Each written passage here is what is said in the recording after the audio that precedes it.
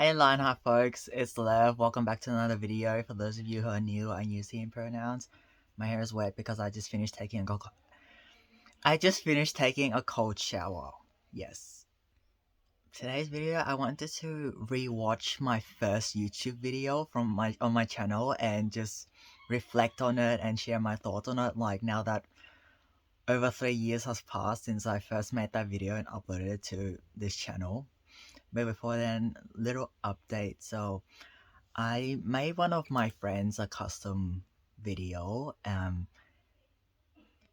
He's also trans, and he was asking about like my experiences with testosterone and my decision to go on testosterone and whatnot. And I filmed him a 17-minute custom video, and the response that I still don't know how to comprehend the power of what I have done for him. He felt this sense of peace and reassurance that he hasn't felt in years when he heard me talk in my video. And I still don't know how to comprehend the power of that. This is literally just me being me. I do custom videos for people I care about, and it's made such an impact, and I still don't know how to comprehend that fully. Alright, we'll dive into the video. I'm gonna do the screen capture record thing again, so you won't be seeing my face, but just the video. Yes, see you on the other side. Alright folks, this is the video and I uploaded this on June 17, 2018. I was in the middle of 3rd year uni. I was on semester break and then I decided to start a YouTube channel. Also, this was way before I came out as trans and started transitioning, and it just feels so weird to me looking back at this video, even just this frame. And I'm gonna be saying my dead name, which I don't like hearing, but it is what it is. Alright.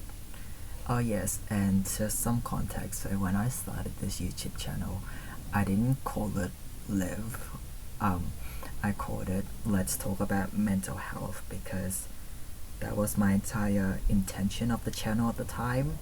Just talking about mental health, breaking down the stigma, not normalizing it, and providing encouragement to other folks who are experiencing mental health challenges.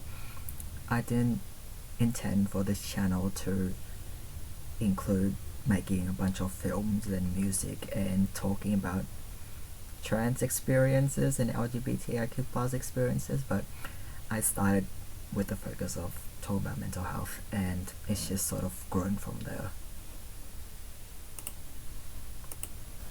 Hey everyone, my name is Trang, and oh my god, that stings. Like, I can't even say my dead name now, and it's like a forbidden name that I will not say, and just hearing it really stings. It stings. I am a psychology student, and this is a oh yeah, it's funny because when I was filming this video, I put my phone on a selfie stick. I put it on a selfie stick and then I was just holding it in front of me. That's how I was filming these videos, and the first few videos, I think, yeah. Well, this one at least was definitely filmed on a selfie stick. series called Let's Talk About Mental Health that I started, where I talk about stigma, misconceptions, appropriate versus inappropriate language. My voice, I can't. Every time I watch my old footage, I'm just comparing like where I was and where I am now, and now I'm living my truth, and I'm on testosterone, and back then I was not living my truth and I was not on testosterone. It just all feels so weird to me. Even last time I watched my Silence social anxiety short film, it was still weird to me, and this one's also very weird to me. Regarding suicide and mental health in general, what it's like to suffer from mental health issues, and what it's like inside the mind of someone who suffers from mental health issues. Yeah, so basically I really wanted to share my experiences with mental health challenges and quote unquote normalize it in a way, for lack of better words. and really just break down the stigma that exists surrounding mental health, including correcting like misconceptions and false ideas people have about people who experience mental health challenges. Barriers to help seeking, my experience with therapy, how you can approach someone in a crisis and help them, and like important things to know and consider when you talk to someone in a crisis or someone suffering from mental health issues. I don't even know if I made videos on all of the topics I just mentioned. I honestly don't even know. I have to go back and look. But I definitely have grown a lot since I uploaded this video, and the knowledge and the insights I have now about my own journey and mental health in general is significantly different. Like the me, the Liv back then and the Liv now are completely different in terms of knowledge and way of doing things too, because now I'm working in mental health and I support people on their recovery journey, and I have sat with people when they talk about the deepest traumas and very difficult experiences that can be very emotionally taxing. It's just a lot has changed. And messages for those who are suffering or who are currently suffering from mental health issues. Yes, if I could remake this video, I would not use the word suffering because it's not very nice. I would say people experiencing mental health concerns or experiencing things. I wouldn't say suffering because it's not very nice language. Especially around recovery. I'm basically gonna make a bunch of mental health related videos and just talk about whatever comes to my mind and what I feel is important. Also, just some more context. So the time I was on semester break and actually started this channel was when there was sort of I had a breather from my anxiety and depression. Like it wasn't as intense as it normally is, if that makes sense. And that's how I brought myself to actually film this video and make this YouTube channel, because there was that little break period where it was less intense. But during the year of 2018, I had my depression, anxiety lapsed and it got really bad again, and I was also experiencing what I didn't know as being IBS and food intolerances. I had serious abdominal pain every day, and I was trying to survive. But if you just watch this video of me, then you probably wouldn't have known all of the context. And yeah, I'm just shedding some light on what happened that year off camera. Essentially, it was really bad depression, anxiety, a lot of suicidal thoughts, and just not a very nice time, but I just persevered through. I'd like to say a little disclaimer. In these videos, I will be talking about mental health, suicide, self-harm, and really serious issues that can be triggering for some people.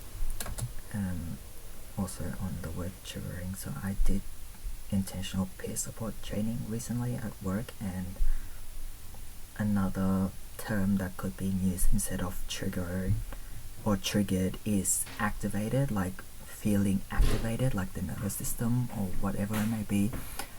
We're just feeling activated, and that might be a nicer alternative to use. If you don't really like the word triggered, you could say I feel activated. That's just something I learned. So if you're watching and you currently experience like psychological distress, or if you're triggered in some way, please stop the video immediately and take a breather, reach out to someone if you need, or contact a crisis line service that I will link in the description below.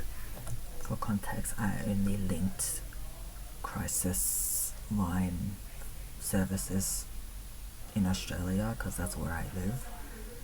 I hadn't linked services overseas.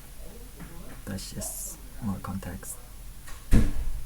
And also, it's really good that I put a disclaimer up because some content could be very activating and people may not be in the right headspace to be, I guess, watching or listening to certain type of content. So I always find it important to put a little warning at the start. It's also online web chats if you don't want to call in and talk just to a crisis counselor. Basically, yes, in Australia, or at least Victoria where I live, the state of Victoria, we have other options aside from just picking up the phone and ringing someone. So we have like online web support where it's just like messaging another person instead of verbally speaking. There's also email support, and yeah, there's other alternatives to just picking up the phone and ringing someone. please take care of yourself because this is a really heavy topic and it can be really distressing. So please take care of yourself, especially when you're watching these videos with such sensitive issues. A bit of I don't remember whether I put a disclaimer at the start of every video. I don't remember. background about me. I have had personal experience with mental health issues. I was diagnosed with social anxiety disorder and major depressive disorder a few years ago, and I also had really bad issues with self-harm and suicidality. Yes, and it took me a very long time to break out of the cycle of anxiety, depression, and just feeling like I want to die every day. And I'm gonna put a little content warning for the next little bit of my audio voice over. I'm gonna yeah, just a little disclaimer. The next, I don't know how long I'm gonna talk for about this, but the next little section is gonna mention some pretty heavy stuff. So if you're not in the right headspace for this, to hear this sort of thing, just please skip ahead a chunk of the video, or just come back to this video later on when you're feeling more up to it. Yeah, when I attempted suicide at the age of 16, it's because my depression and anxiety it was the peak and it was severe, and I also was experiencing severe unexplained medical conditions at the time. And this might be a little bit graphic, but essentially it's an autoimmune disease where it was eventually diagnosed to be an autoimmune disease where my own immune cells were attacking healthy cells. Especially it happened in my legs mostly. It started as like little red dots, and then it sort of grew bigger. There's like 5 of them on my legs. I still have scars on my legs from this, and this was like over 5 years ago. It's just like serious. I mean, it started as red dots, and it sort of progressively grew to become giant wounds, and it was just throbbing pain 24/7. and my legs were bleeding 24/7 and the wounds were open. Could see my own fat and blood vessels. That's how bad it was. And I had to bandage my legs, not with like a small rectangular band-aid, but like very expensive bandages. And I remember buying some that had silver in it as well to keep it clean and prevent it from being infected. It was very hard, and I had not been to therapy prior to this, and so physical health issues were severe, mental health issues were severe. I had academic pressure to excel at school, and I just simply could not take it anymore, and I could see no way out of this. And then, yes, I attempted, and then it was only after my attempt that it really hit me like, Lev, you can't keep doing this. And that was the point where I said I have to go see professional help, even though I have no idea how the mental health system works and I knew nothing about therapy, nothing at all. I'm just like, I need help. And that was when I got linked in with a psych, and my life started turning around. Not like a complete 180 in like a few months, like it didn't work like that, but it was the start of a very long recovery journey. And had I not decided to seek professional help, I honestly don't know what would have happened to me, because I would just be stuck in wanting to hurt myself and die every single day, every waking moment. And therapy, just a little note on therapy. Therapy was very scary for me at first. I didn't know what to expect. I was very reserved, and I didn't really open up to my therapist because I felt I had severe social anxiety. It was like, with time, like very small steps, but with time, it was then I started opening up more and started learning how to change my automatic thought processes and break down habits that are unhelpful in the mind. That took a while, and then I wasn't like completely cured, in quotes, cured from these challenges in my head. I don't think I'll ever be cured, but I was more able to manage it in a healthy way, but it still lingered. It still lingered throughout the years. I sought help in 2014. I saw my therapist until the end of 2015. I was doing better than I was than when I started, but it still lingered. 2016, 2017, 2018.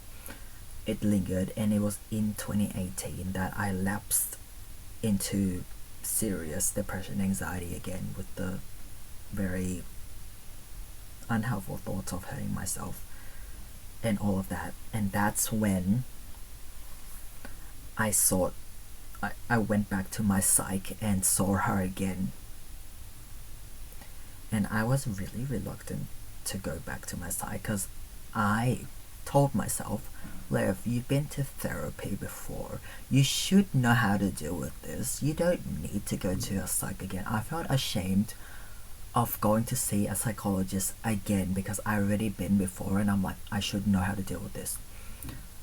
Which is completely unhelpful. And what I realized is that, well, as I travel my journey, things can come up that were not present the first time I went to therapy, and circumstances change, things change, and it's okay to reach out for support again and again and again, and it doesn't make me weak, and it doesn't invalidate all of the progress I've made to date. And yeah, that's why I went to therapy. After that round of therapy, I went to see another site for my gut issues, she didn't turn out to be very helpful, so I stopped seeing her. And then I went to gender therapy for the first time last year, and currently I'm linked in with a therapist to support me on my trans journey. It's like 5 different times I've went to therapy and saw different people, but now I have no shame about it, and in future if things come up, I will not hesitate to go see another therapist for support, because it is okay and it doesn't invalidate all of the progress I've made, and it doesn't invalidate the strength I have as a human being and what I've been through. And I had attempted back when I was 16, I didn't realize I was going to talk about that in depth. because things just got way too much for me and I couldn't handle it anymore. I had known from a young age that I was suffering from issues, but I didn't get help until I was 16. So it was like 10 years or something until I got help. It's because of many reasons. One being, I didn't know about help. I didn't know the services out there available. That is true. Like, at the time, I didn't even know about crisis line services like Lifelines or like eHeadspace or Kids Helpline or the suicide callback service. I didn't know about any of that. I knew like nothing. That I could access, and I was confined by all the stigma around mental health, so I was afraid of opening up about my issues. Take care, everyone. Please stay safe, stay hydrated, please eat well, and look after yourself in the best way that you can. Well, I must say, I am significantly more confident in talking on camera today than I was 3 years ago in this video. It's unbelievable how far I've come and how much I've grown, and just I guess the YouTube videos I've made document my life at the time and who I was and the version of Liv that was there. I cannot believe how far I've come just in the past 3 years. Actually, slightly off topic, but even the past 8 months, in regards to, this is a tangent, I'm gonna go on a little bit of a tangent. Start of the year, I wasn't on testosterone. I mean, I just started my testosterone journey.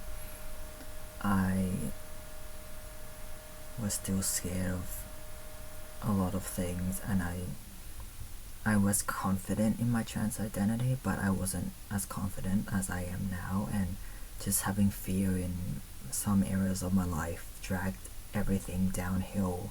I did not have the strength, the knowledge, the resilience I have now at the start of the year. As I mentioned in other videos, I just keep updating a version of me, and my phoenix comes out from the ashes of my old self, and every time I guess I have a software update for my system and who I am, I burn down the old one, and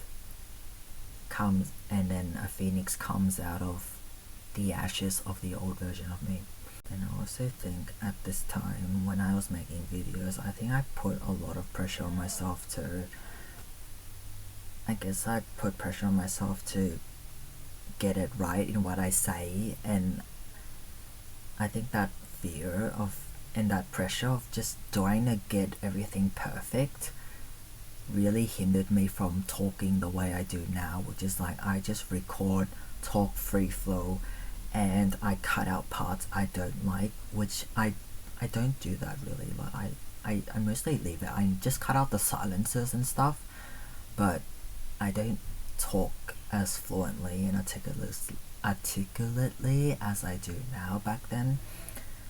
And that was also partly due to lack of confidence I had back then. It's like I was doing this thing, but I felt anxious about it. Like my anxiety wasn't severe at the time I filmed and posted this video, but I still felt anxious, and I wasn't sure whether I wanted to leave it up there or not. But I'm glad I did, and I'm glad I started it, even though I had no idea what I was doing, nor did I have the confidence I have today. It's partly like doing YouTube for me. It's not only just documenting my life experiences and how far I've come through the sequential videos I make. It's allowed me to develop this sense of confidence that I haven't really got anywhere else in terms of, speaking on camera and expressing myself. I guess self-confidence, it comes from being more confident in my trans identity and embracing myself and all of that, but part of it also comes down to what I do in life. And had I not started this YouTube channel and do all of the things I have done today with my films and content and everything, I wouldn't be the same version of Liv that I am today. I would be a different version of Liv if content creation and starting this YouTube channel was not a part of my life, if that makes sense. And I guess to finish, just some things, if you're thinking of starting a YouTube channel, I definitely encourage you to do it. Something that might be helpful is if you don't feel comfortable making videos public yet, you could start by filming a video, editing it, and with editing, it doesn't have to be some fancy program. For me, at the time, I didn't know how to edit as well as I do now, and I basically use basic cut and trim, and that's it. You could, film a video, upload it, and put it on private, and that is a starting step. Like, if you're not confident in sharing your content with the world yet, that's okay. Just taking a step and filming something and uploading to YouTube, even though it's a private video, it's still a significant win. If you're not ready to make it public yet, it's still a win. Like, you still got out a camera, filmed yourself, edited, uploaded a video onto YouTube, and that in itself should be something to be proud of. Another thing is to make content that's genuine to you. Like, if I had to pretend to be someone and make content that wasn't genuine to me, like, I don't know, all these random clickbait YouTube videos and doing something that's not me for the sake of views and subscribers, like, I would not be able to do that, because the conflict inside of me would just be like, Liv, what the hell are you doing? And I wouldn't be able to bring myself to do it. And just making this video that you're listening to and watching, and all of the other videos I've made, it's all genuine to me, and I will continue doing it even if I don't get paid for it. Like, I haven't got paid for any of this, but I still do it because I love doing it, and it's my way of sharing parts of me and my experiences to the world, and hoping that it makes a difference to at least one person out there in the world. And that's always really been my goal, is to make a positive impact on lives. And it doesn't matter whether people like my video or not, if it actually because liking a video doesn't tell me whether I've made an impact on someone's life or not. In a way, like, I don't have that data, but even if someone watches my content and they don't comment under my video or reach out to me on Instagram or whatever it may be, if they just watch my video and they felt positively impacted by it or it helped people in some way, then I'm happy. And that's always been my goal of videos as well.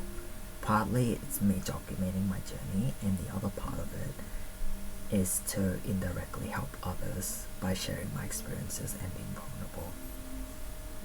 Thanks for watching, folks, and I'll see you in the next video.